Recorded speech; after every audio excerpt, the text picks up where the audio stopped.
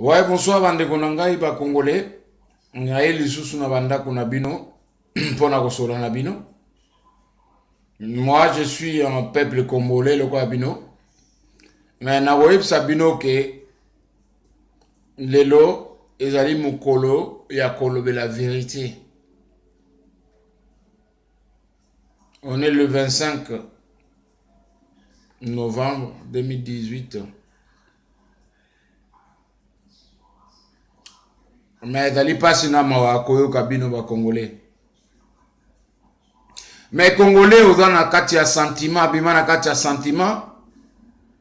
Mais congolais ozali ba bendio na gauche ok na gauche, ba bendio na droite ok na droite. Mais là vous chantez balingaki ba boma fayulu e tokola mo tokola la tokola muka tokolela fayulu tokoyembela falu. Mais pourquoi congolais kotira ka na kati ya buzoba bino tu ba congolais bolanda ba émission oyo bolanda moi lisolo oyo na tena vidéo na YouTube. Nana posa ya 10 000 voix te, nana posa même moto moko mi balea yo kanga à partager message. Congolais okola muka mukolo nini? Eza mawa bamboka lokwa ba Singapour, bamboka lokwa ba Brésil. Mais bon quand Brésil eza munene koleka Congo. Oui, na superficie. Mais na bon somi Congo a son indépendance depuis 1960. Et na makoki, Congo a plus grand que Brésil, a plus grand que Singapour, a plus grand que Bamboka Moussousou le décollé. Autres monde a le que non, ok peut qu'on autorité c'est ça. Bino vous en autorité ni. Vous êtes resté na ba sentiment. Ta zodo de bodomela. Et là on va télé biso za ka zododo. A to meli zododo. Supu na tolo ale mutu na mutu amo ningana na ndenge na ye. Mais botala mboka na bino mboka na mnezo kufa Congo zo kufa zo keni na mawa. Le peuple congolais zata na valeur te ba ebi bino kana kobina na koyemba, tout ce que vous chantez là c'est rien. Et là vous a plus important. Luka moyeni no ko cha vote na yo na urne. Ba voter candidat yete mta kobimisa yo na buzoba. Mais yé fois salela yo. Mais vous les Congolais, bozo que toujours kana buzoba. Balinga ki babo mafachi e tokola la tokola mukatsoko nini. Balinga ki babo maintele e tokola la tokola mukana. Na osa la publicité ba tout. Oh mais ce malheur et ce malheureux, c'est la malheur qui vous entoure. C'est malheureux parce que vous n'avez jamais compris.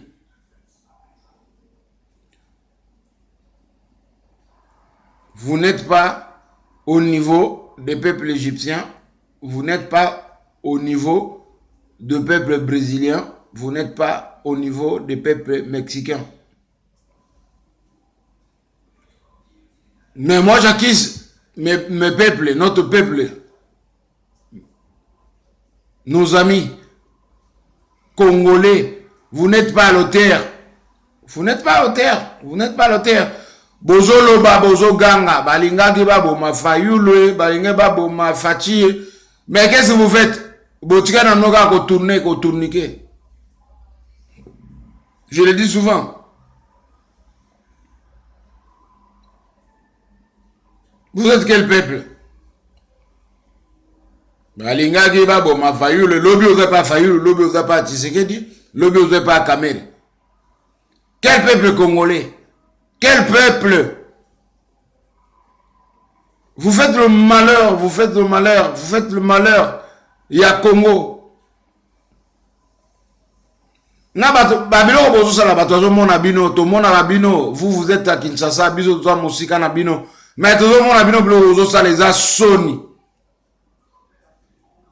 Pour un t-shirt basomio, moto akosome pour un polo, ozo coûte même pas 70 centimes, il y a euro. Ah. Pour yo ki kaka balobina yo ke fayulu akobongisa Fayulu akobongisa nini?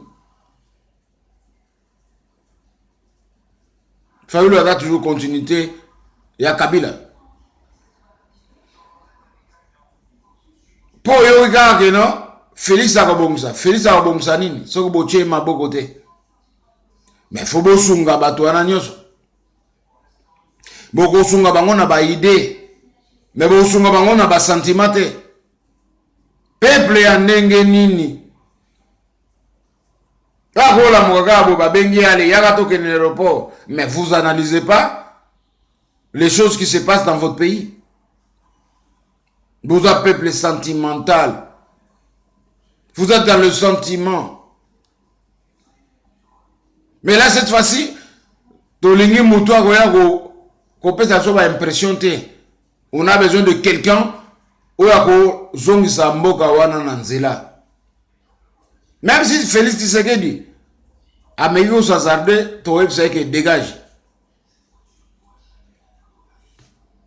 Tout ça n'a pas ça comboter, tout ça n'a pas ça tribiter. Tout ça n'a pas ça moto oyo. Ako remettre mboka wana na rai mboka na noza ya kokufa. Allez mais vous ba chroniqueur, ba journaliste, ba aventurier o bozo chaba ba biloko na ba internet. Bozo glisser.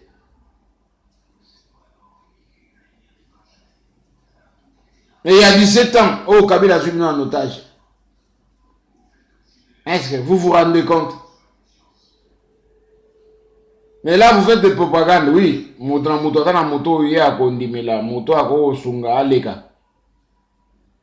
Mais yo vous choisir cheval avec ne pas perdre. Moi, je parle en tant que patriote. Nazo on a pas sentiment. Mais Congo là, il faut décoller mon colonie, c'est Congo là, le pauvre pays, le petit pays. Parce que le Rwanda nous a en otage, un pays comme Rwanda nous a en otage, c'est-à-dire vous êtes un petit pays. Sur le Burundi nous a en otage, c'est-à-dire vous êtes un petit pays. Bon, on va dire que le Congo est grand. 2 millions de combien de superficie. Le Kouta, quand vous parlez 10 fois la France, quand vous parlez 80 fois la Belgique, nakata boîte batala contenu. Nakata boîte fota eloko ni bacheli yo nakati ya boîte. Moto musa ko memela yo na fête ya anniversaire na yo ou bien na fête ya mariage na yo. Boîte ya monene yo to benga na sasa carton. Mais nakati kuna dans les qui sanola na kitala. Mais dans la boîte, quand j'ouvre la boîte, je regarde le contenu. Mais tant dans la Congo, dans la peuple dans la Katia Congo, peuple à maïle, toi à maïle. Mais na eu le peuple congolais à maïle. Mais maintenant analysons tous.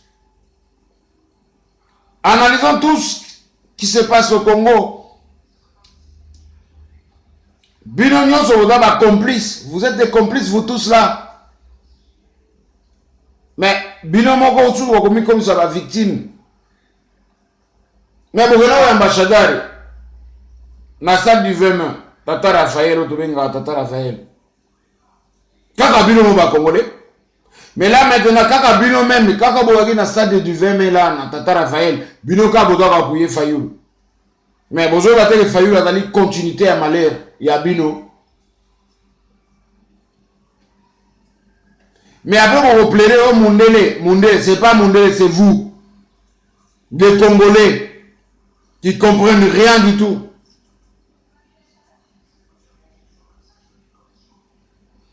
Mais quand vous avez appuyé qui Mwandansemi, ne Mwandansemi, Akobeta Banzika, ne Mwandansemi. Est-ce que vous parlez aujourd'hui de ne Mwandansemi? Bino vous avez un sentimentaliste, mototou aïe instrumentalisé bino, aïe à l'obéli bino maloba malamo, boko la sangwa dope sa communion, boyambi ale bobimi na nzela wani goganga. Ne Mwandansemi, ngana wong sa mnou nzela na histoire ka ne Mwandansemi. Ce n'est pas longtemps. Mais ne Mwandansemi, il est où? Qui parle de ne Mwandansemi? Mais moi j'ai eu quand même 5 minutes ou bien 5 secondes de parler de ne Mwandansemi. vous tous les Bakongo, vous tous les Bandundouins, vous tous les Balouba, qui ont parlé de mon ancienne, qui parlent maintenant de mon ancienne. Mais bon, parce que pas mon ancienne Mali, vous avez des sentiments, vous allez que vous bomambo canabino, vous détruisez mbo canabino. Après vous avez causé la mondele makab. Mais vous maga bino est belé, tous on a bino na réseaux sociaux, tous on a ba image, tous on a ba message na bino. Même Joël Condé là, l'aventurier là, abandonne la chemise et lemba, a comme une costume avec cravate. On n'a pas besoin de mettre la cravate avec, donc je sais pas quoi, pour lober la peuple congolais. Mais à lober la mon enseigne, il a parlé de mon enseigne, Joël Condé, il a parlé de mon enseigne. Mais aujourd'hui, est-ce qu'il parle de mon enseigne? Ah, bon, ça dit mon enseigne. Mais là, maintenant, il parle de Félix, il parle de Katumbi, il parle de Mouzito, il parle de Chadari. Mais est-ce qu'il parle même de Némon Danseni? Alors, il a dit que ceux qui Némon Danseni a bêti Massasi et Rosale Sengo. Mais ceux qui m'ont continué quand la situation n'est pas kende, ngana rotika kolega na ba télévision, mais atiki kolega te alega kaka. Baleka yena balia ngando. Botika buzoba na bino. On n'a pas besoin de gens comme vous. Vous changez de temps à temps. Yo, Joël Olobela qui mwandansemi, ne mwandansemi. Dans nos bana yo avec tous mes respects. Mais à des fois, il faut me sa kanda. Olobela ne mwandansemi. Tant qu'à promettre que vous avez Tanzika. Est-ce qu'aujourd'hui, tu as fait une émission pour parler de mon enseigne? Mouzoba, parce que vous avez un bongo de gauche à droite. On est plus intelligent que vous. D'abord, vous avez l'opportunité pour le internet et puis si vous avez une vidéo. Mais arrêtez, vous avez vite mais na que so mutu moko ayokinga ko partager ngo na batu mususu. Et bon bino bato bo soutenir ki papa Ngwanda. Apareko.